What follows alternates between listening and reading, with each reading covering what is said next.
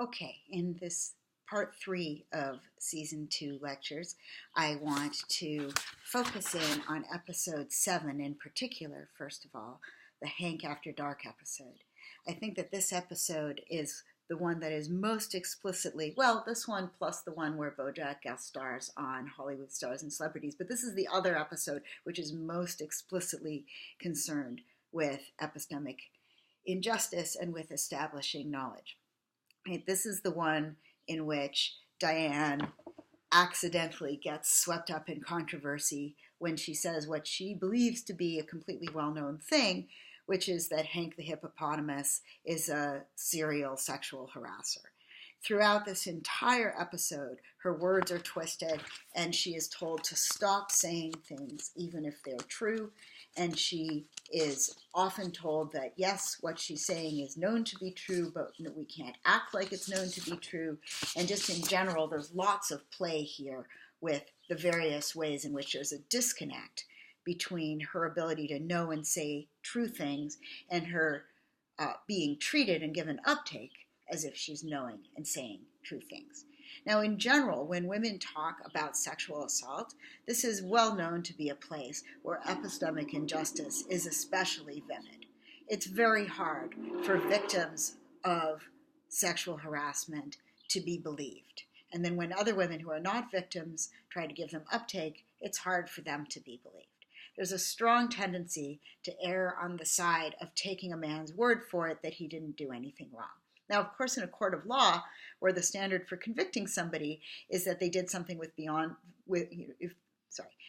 when the standard for convicting somebody is proving that they did it beyond a reasonable doubt, then yes, it makes sense to have a strong presumption in the direction of believing that they're innocent until proven guilty. That's how our court system is set up. But everyday life is not a trial. And in everyday life, when people tell each other things, we would like the normal standards for evidence and believing one another to apply. And yet, there's tons of evidence that when women talk about sexual assault or sexual harassment, there's a great deal of suspicion that they're either lying or motivated to say something that wasn't quite true, or they misunderstood, or they don't remember, or they're exaggerating, or in some way or another, they are not reliable testifiers. And given how common sexual assault and sexual harassment are, this is directly a form of epistemic injustice. This is arguably the point of the Me Too movement, is to fight back specifically against that form of epistemic injustice, to say, look, it's not weird when women claim that this happened. This should just be treated as a normal claim. Of course, sometimes people lie and sometimes people say things aren't true, but normally speaking, we should just take this as a normal report on a true fact until proven otherwise. But in this episode, right, there's enormous resistance against seeing Hank as a sexual harasser. And at one point, they comment that 8 women have come forward so far and made charges against him. And so who's to say what happened? You've got 8 women on one side saying he did it, and one guy on the other side saying he didn't do it. So who knows? Maybe he did, maybe he didn't. Whereas, of course, in normal everyday affairs, if 8 people say something happened and one person says it didn't, then we believe the 8 people, especially if it's in the interests of that one person to deny it. It's not exactly like he has no motivation for denying it, right? He's got all the motivation to lie. So why would his one voice, which has a good motivation to lie, be believed over the 8 voices on the other side? And yet that is typically how it works, right? So there's kind of a commentary on how this goes. So 8 women come forward. Nobody wants to believe them. Diane says this is a well-known fact. Everybody wants her to shut up. Nobody wants to believe her. And then, frustratingly, at one point, the newscaster turns to Hank and asks him directly. He says, I have to ask, did you do it? And he says, no, I did not. And the newscaster says, well, that's good enough for me. He hasn't offered any evidence. He hasn't offered any witnesses. He hasn't given any arguments. He hasn't given any explanations for why he would be accused of this thing if he didn't do it. But his mere word is enough. So in that case, not only is he not suffering from epistemic injustice, but he's he's benefiting from what we would call a credibility excess, right? His word is being taken as overly authoritative. He's being believed too easily for no reason. Whereas all of the various women who are saying he did it, they are suffering from a credibility deficit and having their word discounted. So it turns out, right, we start with this question, Hollywood stars and celebrities, what do they know? Do they know things? Let's find out. It turns out when we try to find out how much people know, we don't always do a good or fair or just job of answering that question. So what's the opposite of epistemic injustice of this sort? Well, it's having a kind of well-grounded trust. And we do see interesting little lessons in trust throughout this season. For example, and I'm not going to spell this out, I want you to think about it on your own, but think about Wanda's extended joke about the mulch. The joke that takes several different rounds to get out and is not funny at first. Think how much trust of Wanda as a speaker it takes to have faith in this joke all the way through to the end. Okay, I want to talk about one little aside before I get on to my last and final topic, and that is just to pick up on something that I said from Module 1. Remember, I suggested when I was talking about Mr. Peanut Butter that he can be read as the one neurotypical character who's hyper-competent at feeling comfortable with himself and being sure of who he is, even though all of the other characters are in various ways struggling with existential questions and struggling with mental illness and don't find it easy to just be a self and believe in yourself. This comes back around in this season, and actually Bojack confronts him on it directly, right? So when they have the fight on the air on his show, Bojack says, I'm jealous. Everything comes so easy for you. I want to feel good about myself the way you do, but I don't know how, right? He just doesn't have that capacity to just live in his own identity that Mr. Peanut Butter has. And in episode 10, he comes back around to this thought and he realizes that nothing is going to make him happy ultimately. And his problem with his life is not that he hasn't had this success or that success or this relationship or that relationship. It's that he doesn't know how to be happy, in contrast to Mr. Peanut Butter.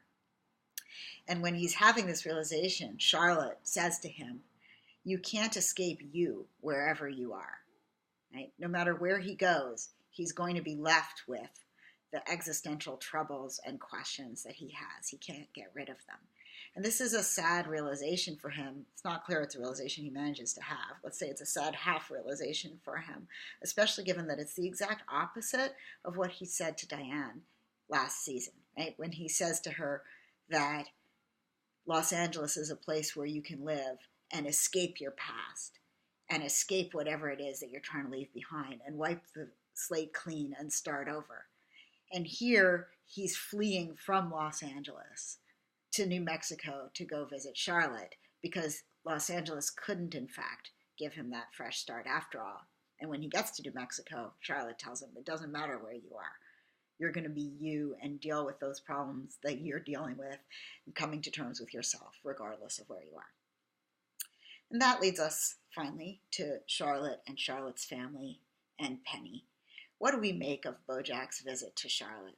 This is obviously one of the most important things that's going to happen this season or even during the entire show. Right?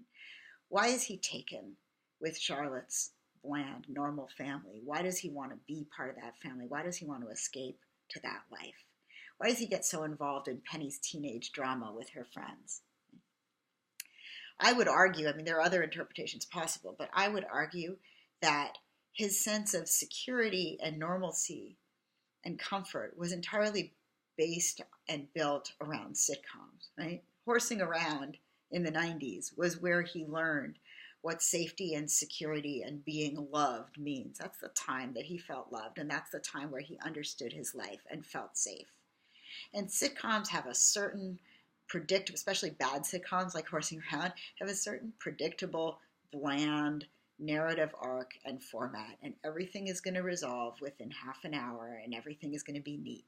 And in fact, when he's fighting with Mr. Peanut Butter on Hollywood Stars and Celebrities, Mr. Peanut Butter is told, you have to wrap this up. You've got half an hour. So everything has to have closure within half an hour. That's a recurring theme, right? The sitcom format is everything has a neat narrative arc. Everything has closure. There's certain expectable patterns, and it will all end in half an hour. And that kind of neatness that you get from sitcoms is what Bojack thinks will give him back his sense of security and safety and love that he feels like he's missing. So he turns to Penny's bland, normal family, I would argue, for its sitcom-like character, for its expectability, for its respectability, for its not bending any norms or giving him anything unexpected. But he messes that up, of course, with his big final scene with Penny.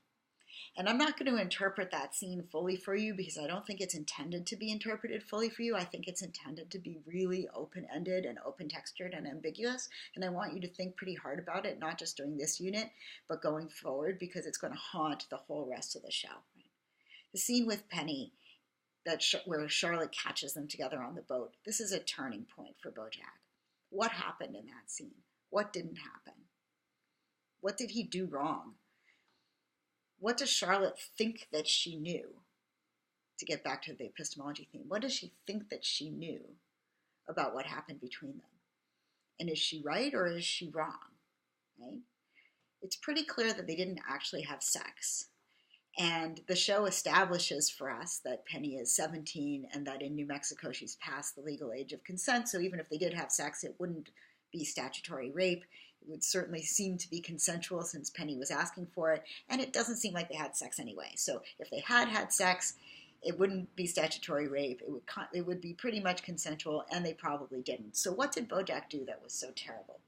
Or did he not do anything terrible? Is it all based on some sort of fake reality and misunderstanding and people feeling like they know what they don't actually know? I think the implication of the show is that something did go deeply wrong, that he did something deeply wrong there. But since having sex with her is not quite the thing he did wrong, it's worth thinking really hard about what exactly he did do wrong. And whatever he did that was wrong, how much did it have to do with him just wanting to be part of that sitcom family somehow? I think it's really complicated. The moral ambiguity of that moment is going to haunt Bojack for literally the whole rest of the show. And I think it's a morally ambiguous moment, and it's also a fundamentally epistemologically ambiguous moment that is supposed to make us think about what we know and what we don't, and how much of what happened is based on misunderstanding and confusion and illusion, and how much of it is based on reality. I think it would be easier for Bojack to live with that moment with Penny if he himself felt confident that he knew exactly what he did wrong and exactly what he didn't do wrong. But he himself doesn't fully understand the moment, doesn't fully understand what happened in that moment. And that's where the season ends, with a fundamental inability for him to understand what he really did or didn't do, because he doesn't quite understand what's real and what isn't real in that scene. And he doesn't quite understand what the moral texture of that scene is.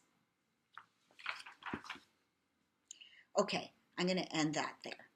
And we will end season 2 there and go on to season 3.